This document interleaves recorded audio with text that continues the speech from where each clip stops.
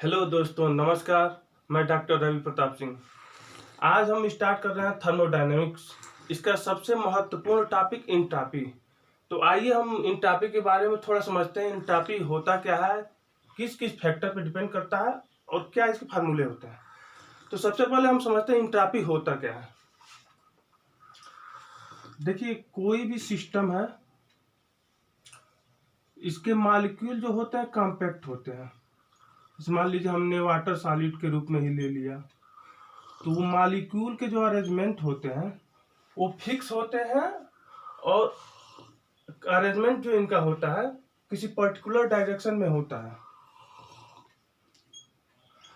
अगर हम इस सिस्टम पे हीट देना शुरू करते हैं, थोड़ा थोड़ा हीट, धीरे धीरे हीट बढ़ाते हैं, तो इसमें क्या होता है कि डिसऑर्डरनेस आ जाता है। ये जो मॉलिक्यूल का अरेंजमेंट जो है वो डिसऑर्डर हो जाता है, जिसे हम रैंडमनेस भी बोलते हैं। जैसे ये अभी अरेंज था किसी फिक्स डायरेक्शन में, अब इसमें डिसऑर्डरनेस होगा। तो जो हम हीट दिए हैं किसी पर्टिकुलर टेम्परेचर, प्रेशर और वॉल्यूम, ये थर्मोडायनेमिक्स वेरिएबल है। तो ऐसे हम प्रोसेस द्वारा हीट देंगे, इतना स्लोली हीट देंगे कि सिस्टम का जो है टेम्परेचर मेंटेन रहे, परंतु उसकी इंटरनल एनर्जी बढ़ती रहे। जब इंटरनल एनर्जी बढ़ेगी तो जो डिसऑर्डरनेस आ रहा है सिस्टम की इंटरनल एनर्जी के कारण दिए गए हीट के द्वारा किसी पर्टिकुलर टेम्परेचर पर, यही इंट्रॉपी कहलाता है। ठीक, इसको डिफाइन कैसे करेंगे? तो इंट्रॉपी की जो डिफिनीशन होती है, it is the measurement of disorderness और randomness of molecule in a particular system, it is called entropy. It is the measurement of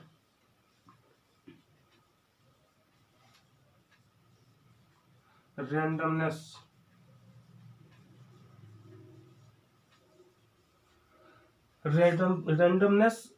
of molecule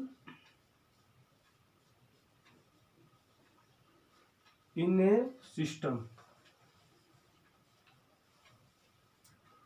ठीक है, अब आप लोग इंट्रॉपी की डिफिनीशन समझ लिए, इंट्रॉपी होता क्या है, क्यों आता है। अब आइए इसके कुछ केस देखते हैं। जैसे मान लीजिए इंट्रॉपी इन आइसोथर्मल प्रोसेस, अगर टेम्परेचर को फिक्स कर देंगे तो इंट्रॉपी किन किन वेरिएबल पे डिपेंड करता है और कितना करता है। उसी तरह हम देखेंगे इंट्रॉपी टेम्परेचर और वॉल्यूम पे कैसे वेरी करता है, या इंट्रॉपी टेम्परेचर और प्रेशर पे कैसे वेरी करता है। ठीक है, तो आइए देखते हैं कि केस।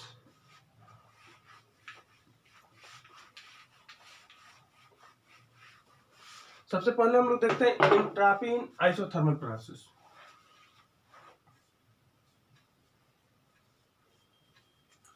इंट्रॉपी इन रिवर्सिबल आइसोथर्मल प्रोसेस।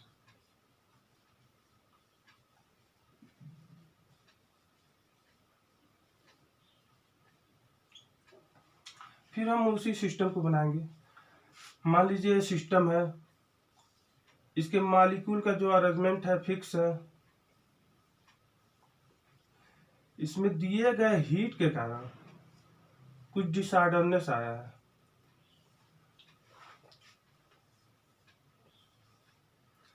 मान लीजिए मॉलिक्यूल में डिसऑर्डरनेस आ गया, तो यहाँ जो थर्मोडायनेमिक वेरिएबल है टेम्परेचर, प्रेशर, वॉल्यूम, यहाँ भी टेम्परेचर, प्रेशर, वॉल्यूम। तो मान लेते हैं अगर हमारा टेम्परेचर फिक्स है, अगर किसी सिस्टम का टेम्परेचर फिक्स होता है उसे ही आइसोथर्मल प्रोसेस बोलते हैं। तो देखते हैं entropy change in respect to pressure and volume. तो जानते हैं आप लोग, एट कांस्टेंट टेम्परेचर जो चेंज इन टेम्परेचर होता है वो 0 होता है। अब हम मान लेते हैं जो प्रेशर है सिस्टम का P1 से P2 बढ़ा हुआ है, वॉल्यूम जो है V1 से V2। तो हम यहाँ फर्स्ट लॉ ऑफ थर्मोडायनेमिक्स लगाएंगे, आप सभी जानते हैं D Q equal to D U minus D W. ये जो डी यू होता है N C V D T, चूंकि ये आइसोथर्मल प्रोसेस है इसलिए चेंज इन टेम्परेचर जो है 0 हो जाएगा। तो डी क्यू हमारा किसके बराबर हो जाएगा, minus D W. According to IPSC W equal to minus P D B. तो यहां जब वैल्यू रखेंगे डब्ल्यू की तो डी क्यू जो है प्लस पी डी बी हो जाएगा। अब यहाँ पे आइडियल गैस इक्वेशन लगाएंगे। आइडियल गैस इक्वेशन जैसे P V equal to N R T, यहां से पी कितना आएगा, N R T divided by V. ठीक है, इसको इक्वेशन 1 कर लेते हैं, इसको equation 2। Now from equation 1 and 2, equation 1 और 2 से देखिए डी क्यू जो आएगा, D Q equal to N R T D V by V. ठीक है, यहां तक समझ में आ रहा होगा। अब आइए देखते हैं आगे। इस टेम्परेचर को इधर लाते हैं तो D Q by T is equal to N R D V by V. यही हमारा इंट्रॉपी होता है, जो डीएस होता है तो N R D V by V. अब इसको सिंपली इंटीग्रेशन कर देंगे, integrating we get D G, integrating we get, इसको लिमिट लगा के सिंपली आप इंटीग्रेट कर देंगे, यहां से वॉल्यूम के रिस्पेक्ट में चेंज इन एंट्रॉपी आ जाएगा। देखिए D S equal to S one to S two N R D V by V, V one to V two. तो यहाँ जो है delta S equal to N R L N V two by V one. अब इसको, ये है change in entropy in term of volume. ठीक है, अब इसको प्रेशर के टर्म में भी देख लेते हैं। देखिए पहले देखते हैं लाग के टर्म में, del S equal to 2.303 N R log V two by V one. ठीक है, इधर मिटाते हैं।